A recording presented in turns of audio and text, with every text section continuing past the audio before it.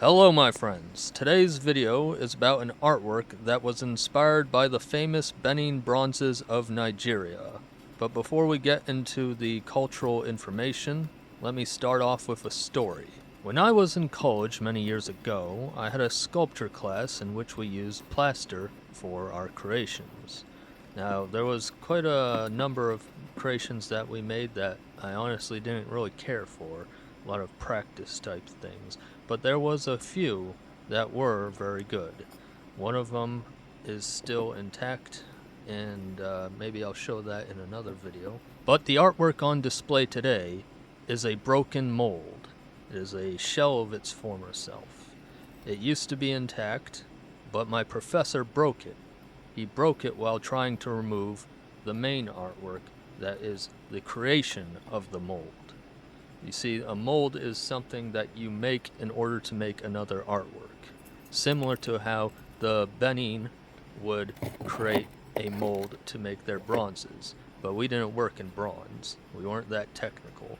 We used paper mache within our plaster mold. And so the main artwork was a paper mache sculpture. That paper mache sculpture was stolen by my teacher. He broke the mold and he stole the main artwork. He told me, as he told the other students, that he was going to put it on display for some kind of gallery event. Some gallery event we weren't even invited to. And it would be sold there and it'd be great for exposure. Did he even say it was going to be sold? I don't know. I don't know if it got sold or not. Point is, I never saw my artwork ever again. No, not the paper mache one. That one's gone. Knows where it is on this earth now. And all I have left is this broken mold. This has been sitting in my dad's basement for many, many years, but there wasn't any room in the basement anymore. So now it's sitting here on my floor, and I also do not have room. I very much need to clear space around here, and I wanted to restore this thing if it was possible to its former condition, but I cannot seem to find any good tutorials online on how to fix a broken plaster mold. The one thing that I saw that might work didn't seem to work. But before we get into what I'm ultimately likely going to do with this mold, with this broken masterpiece of mine, let me instead start talking about the inspiration. This artwork was based on images of Benin bronzes which depict the mudfish, which you can see some examples of on screen now. This animal, known as a mudfish, is not some mythical thing. It exists in reality.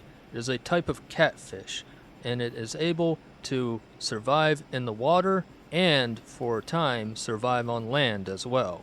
Therefore, this animal has the ability to cross boundaries, cross realms, so to speak. And, on top of all that, it's electric. It can produce an electric charge, which can shock and incapacitate its prey. Furthermore, this creature can estivate. What does estivate mean? It means to go dormant for a period of time during the summer. So it's much like a hibernating bear in that sense. And when it reawakens from this period of dormancy, it's as if it's been reborn.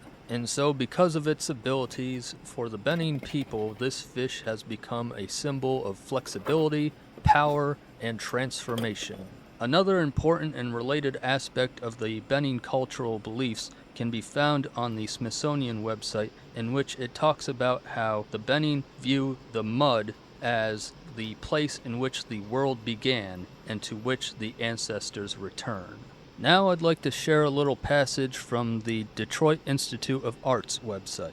In a culture without written records, these plaques hung on the walls of interior courtyards of the royal palace and served to recount important events in the history of the kingdom. This work depicts a king with a human torso, but with legs formed by mudfish. He needs the help of his two attendants to stand. According to Benin tradition, ailing kings who were thought to have lost their power were put to death. After one legendary Oba's legs became paralyzed, he claimed his legs had been miraculously transformed into mudfish to avoid execution. According to tradition, the mudfish was a symbol of Benin kings because both were capable of crossing into different environments. The African mudfish can move across both land and water. Similarly, kings were believed to move across both earthly and spiritual realms. Now that we've discussed the culture behind the artwork, let us now talk about what is to be done with this mold that I created so many years ago. I unfortunately do not have enough living space in order to justify keeping this broken artwork around. It has had its time in the sun within this video, and now it's time for it to go. I will likely have to dispose of it using the exact same garbage bag you may have noticed in the corner of the screen. I hate destroying or throwing away artwork, but it's not the first time that I will have to do this. In fact, in college I was even trained by one of my drawing teachers to crumble up some of my drawings and throw them away, or even rip up some of my drawings and throw them away. So it's not something new to me, but this throwing away this particular art is going to be kind of painful, but it must be done. Then again, I did think of some alternatives, but they are unlikely alternatives. One is that I could maybe find someone to give it to, and that would be fine. I don't mind giving it away for free.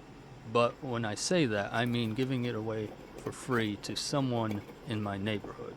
The other alternative would be for someone viewing this video to buy the artwork, because I cannot give it to you for free, because you likely do not live in my city, and therefore shipping and handling becomes an issue. A rough estimate of the shipping and handling costs, as well as the cost for a P.O. box, would exceed $200. So whatever offer you make for this artwork would have to exceed that amount of money. It might seem odd to buy a broken artwork, but then again, people really love the Venus de Milo, and that thing's broken too. So if you want to save this artwork from being thrown away, then email me at the address shown on screen now. Just keep in mind that if your money offer is too low, then I will reject it because it won't be worth my time. And if nobody offers to purchase this artwork, or if I can't find anyone to donate this to, then by August 30th, I shall dispose of it as planned. Thank you for joining me and taking this last look at this old artwork that I created in college. This beautiful mudfish that is wrapped around itself like an Ouroboros. I never gave this artwork a name, but I didn't really feel the need to.